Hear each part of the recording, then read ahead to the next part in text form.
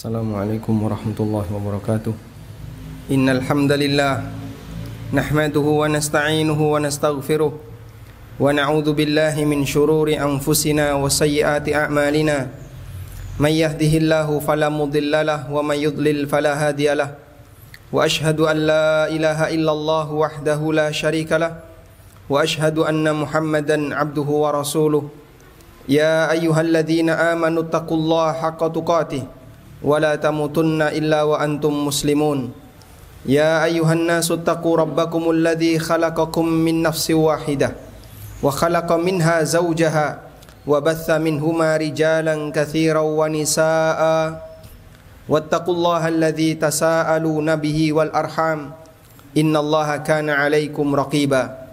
Ya ayyuhalladzina amanu taqullaha wa qulu qawlan sadida yuslih lakum a'malakum wa yaghfir lakum dhunubakum wa may yuti'illaha wa rasulahu faqad faza fawzan 'azima. Amma ba'du fa inna asdaqal kalami kalamullah wa khairal huda huda nabiyyina Muhammadin sallallahu alaihi wasallam wa syarral umuri muhdatsatuha fa inna kulla muhdatsatin bid'ah wa kulla bid'atin dhalalah wa kulla dhalalatin finnar. Kaum muslimin jamaah Jumat yang dimuliakan Allah taala, suatu ketika Rasulullah sallallahu alaihi wasallam melewati dua kuburan. Lalu beliau dengan wahyu Allah mengetahui apa yang ada di dalam alam kubur. Yang ini merupakan bagian dari kekhususan yang diberikan oleh Allah taala kepada sebagian nabi, karena mereka terkadang diberitahu oleh Allah Subhanahu wa taala hal yang gaib. Manusia biasa tidak mungkin mengetahuinya, kejadian gaib yang ada di alam kubur. Kemudian Nabi sallallahu alaihi wasallam mengatakan, "Inna hadzani la yu'adzaban." Dua penghuni kubur ini mereka sedang disiksa. "Wa ma yu'adzabani fi kabirin wa innaha lakabirun." Dua kuburan ini penghuninya sedang disiksa. Mereka tidak disiksa disebabkan karena perbuatan yang susah untuk ditinggalkan. Wa innahuma lakabiran, meskipun keduanya adalah sesuatu yang bernilai dosa besar. Kemudian Nabi SAW menyebutkan alasannya, amma ahaduhuma fa innahu yamshi bin namima wa ammal akharu fa huwa la yastatiru indal baul. Yang pertama, orang yang dia punya hobi melakukan namimah, yaitu hobi adu domba. Sedangkan orang yang kedua, dia tidak berhati-hati ketika dia melakukan kencing. Hadis sahih riwayat Bukhari Muslim. Hadirin yang dimuliakan Allah Subhanahu wa taala, terkadang ada banyak hal yang barangkali dianggap remeh oleh sebagian orang, namun itu besar di hadapan Allah Subhanahu wa taala, sehingga manusia melakukannya bisa jadi tanpa sadar, tanpa ada beban dan perasaan dosa, padahal itu adalah sesuatu yang berat di hadapan Allah Subhanahu wa taala. Sehingga sebagai konsekuensinya pelakunya akan mendapatkan hukuman yang besar di sisi Allah, bahkan hukuman itu telah dia dapatkan ketika dia berada di alam kubur. Hadirin yang dimuliakan Allah Subhanahu wa taala, hadis ini menunjukkan bahwa dua dosa besar yang tadi kami sebutkan. Yang pertama adalah melakukan namimah, dan yang kedua tidak hati-hati ketika buang air kecil, termasuk di antara bentuk dosa besar. Dan di antara ciri dosa besar itu adalah adanya ancaman terhadap pelakunya dengan berupa azab kubur. Nabi SAW menyebutkan orang yang pertama diazab oleh Allah disebabkan karena innahu yamshi bin namimah. Dia keliling di masyarakat dalam rangka untuk menyebarkan an-namimah, adu domba. Bagaimana bentuk an-namimah, adu domba? Para ulama menjelaskan, sebuah perbuatan terhitung sebagai adu domba ketika orang itu naqlul khabar min ajlil ifsad. Dia menyampaikan berita secara jujur, 100% tidak ada keinginan untuk berdusta, tapi dia punya niat jahat. Apa niat jahatnya? Tujuannya adalah dalam rangka untuk menimbulkan ketegangan antara satu orang dengan orang yang lain. Sehingga ketika A dan B dalam situasi normal dia tidak punya masalah, mereka baik-baik saja. Kemudian datang C, Lalu C main ke tempatnya A. Kemudian terjadilah obrolan, dan dalam suasana obrolan itu barangkali A gerenengi B. A menyinggung tentang buruknya B. Satu hal yang biasa di masyarakat, kadang orang ketika nyinggung nama seseorang, maka terjadilah kerenengan. Kemudian ini sebagai salah satu data yang dibawa oleh C. Lalu C mendatangi B. Disampaikan kepada B, wahai B, saya tadi baru ngobrol sama A, dan A bilang tentang kamu seperti ini. Celaan-celaan yang disampaikan oleh A kepada B disampaikan oleh C kepada B. Dan itu disampaikan oleh C 100% jujur. Saya jujur, saya tidak bohong, saya tidak berdusta. Tidak ada unsur kebohongan di situ. Lalu akhirnya B balas, dan dia pun balas dengan gerenengi si A. Kemudian dari gerenengan itu oleh C dibawa kepada si A. Tadi B bilang seperti ini kepada kamu. Akhirnya A dan B ini tegang. Siapa perantaranya? C.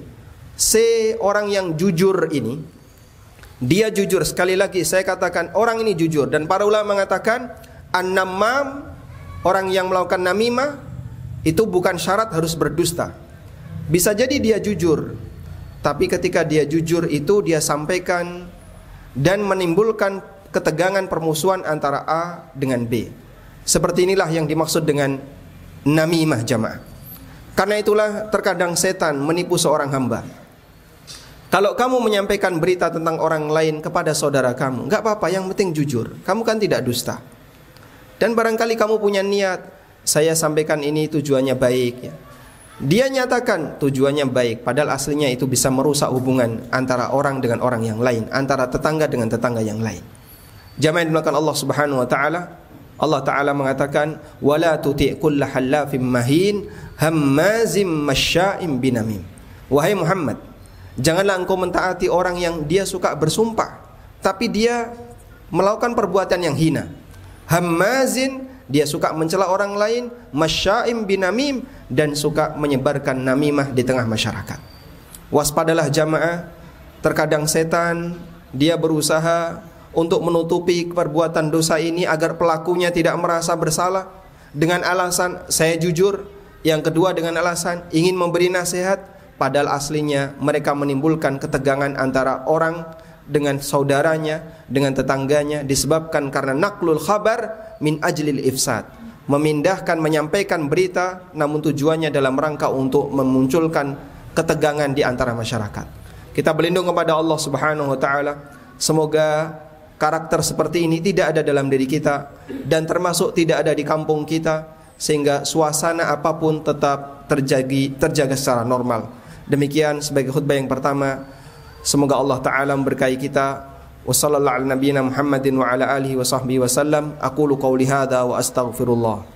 Alhamdulillahi wa kafa, wassalatu wassalamu ala rasulil mustafa wa ala alihi wa sahbihi wa mawalah. Wa ashhadu an la ilaha illallah wahdahu la syarika lah. Wa ashhadu anna Muhammadan abduhu wa rasuluh sallallahu alaihi wa ala alihi wa sahbihi wa sallama tasliman katsira. Hadirin jamaah Jumat yang dimuliakan Allah Subhanahu wa taala. Nabi sallallahu alaihi wasallam beliau berpesan kepada para sahabat, kalau kamu menjumpai sesuatu yang tidak nyaman terkait saudaramu, terkait temanmu, jangan kau laporkan kepadaku. Kenapa beliau meminta demikian? Karena beliau ingin ketika ketemu orang dan dia tidak pernah mendengar hal yang buruk tentang orang itu, maka beliau ketemu dalam kondisi munsyarihas sadr, dalam kondisi suasana dada yang lapang. Tapi kalau kita sudah pernah mendengar hal yang buruk tentang orang itu, kita ketemu A dan sudah pernah mendengar A itu punya sifat-sifat buruk seperti ini, pada saat kita ketemu mungkin kita jaga jarak, suasana jadi nggak nyaman. Makanya sampai beliau meminta kepada para sahabat, kalau kalian menjumpai ada hal yang tidak baik terhadap sahabatmu, yang itu kaitannya dengan urusan pribadinya, tidak perlu cerita kepadaku. Agar beliau ketemu para sahabat yang lain, ketemu kaum muslimin yang lain dalam kondisi dada yang lapang. Dan suasana seperti itulah yang dibangun di tengah masyarakat Madinah jemaah. Sehingga mendengarkan aib orang lain itu menjadi salah satu penyakit bagi hati. Kalau ketemu orang itu jadi kita nggak nyaman. Coba kalau kita nggak pernah dengar aib itu, kita akan tetap nyaman ketemu siapapun. Dan tidak punya musuh dimanapun kita berada. Bagi orang-orang mukmin adalah anugerah yang luar biasa. Karena kita sudah punya sebuah beban dalam hidup, maka jangan ditambahkan dengan beban adanya gesekan atau pergeseran ketegangan dengan yang lain. Kemudian dosa yang kedua adalah tidak hati-hati ketika kencing. Nabi SAW pernah mengingatkan dalam hadis riwayat Ad-Daruqutni dari sahabat Abu Hurairah radhiyallahu anhu, "Istanzihu minal baul fa inna 'amata 'adzabil qabri minhu." Hati-hatilah dengan kencing. Karena dominan azab kubur salah satunya disebabkan karena kencing. Yang dimaksud di sini adalah orang tidak hati-hati dengan cipratan kencing, atau ketika kencing ceboknya dia nggak maksimal, kadang nggak cebok kemudian langsung pakai celana, dan tentu saja kemudian celananya akan terkena najis, lalu dia pakai untuk ibadah. Orang semacam ini mendapatkan ancaman yang keras dari Allah Subhanahu wa taala. Bahkan Nabi SAW menyebutkan mayoritas azab kubur sebabnya adalah kencing yang tidak hati-hati. Sehingga jamaah, dalam masalah buang air mungkin bagi sebagian orang dianggap remeh, tapi ingat, najis itu perkara besar dalam syariat kita. Sehingga hati-hati, jangan sampai ketika kita buang najis kemudian kita tidak memperdulikan najis yang nyiprat dan seterusnya, pakaian kita terkena najis dan itu kita gunakan untuk kegiatan ibadah. Semoga Allah Subhanahu wa taala membimbing kita untuk selalu berada di atas jalan yang lurus dan benar, dan melindungi kita dari setiap potensi dosa besar, terutama potensi dosa yang bisa membawa kita kepada azab di kuburan maupun azab di akhirat. Allahumma salli ala Muhammad wa ala ali Muhammad kama sallaita ala Ibrahim wa ala ali Ibrahim innaka Hamidum Majid. Allahumma ighfir lil mu'minina wal mu'minat wal muslimina wal muslimat al ahya'i minhum wal amwat innaka sami'un qaribun mujibu da'awat ya qadiyal hajat. Rabbana ighfir lana wal ikhwanina alladhina sabaquna bil iman wa la taj'al fi qulubina ghillan lil ladzina amanu rabbana innaka raufur rahim. Rabbana atina fid dunya hasanah wa fil akhirati hasanah wa qina adzabannar. Wa sallallahu ala nabiyyina Muhammadin wa ala alihi wa sahbihi wa sallam. Wa akhiru da'wana anil hamdulillahi rabbil alamin wa qumu ila salatikum.